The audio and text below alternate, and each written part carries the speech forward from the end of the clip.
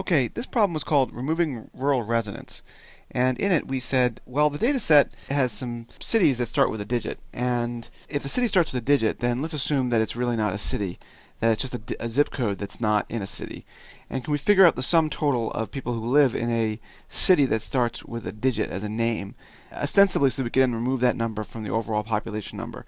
So we called it removing rural residents, although what you're actually going to do in this problem is calculate the total population of people who live in a rural area that's a city that starts with a digit. Now, to do this, we suggested that you might use the substring operator to pull the first character out of the city so that you can compare it. Now, that you could also do this with a regular expression, and I specifically suggested a substring operator, not because of efficiency or anything else, but just because we hadn't gone over the substring operator, and I thought it was an interesting operator, and I wanted to expose you to it. So that's why it's in this problem. Let's look at the answer.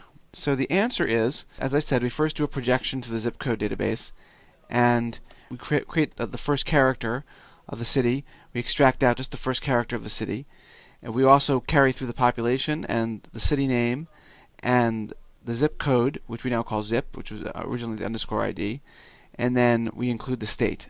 I guess this also could have just said 1. Didn't need to say $city here. So that was sort of, you could do it two different ways, but I did it this way. All right, now we're going to go through and we're going to match only the cities that start with a digit. So we're going to call match the first character being in this array of digits.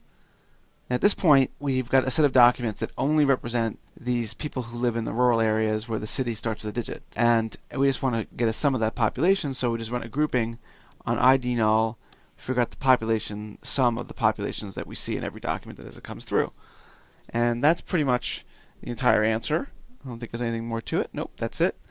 Here we're going to run it and find out the population of the rural areas is 298,015. And let's see if that was the answer that was accepted. And the answer is yes, that was the answer that was accepted. So that's how you do this problem.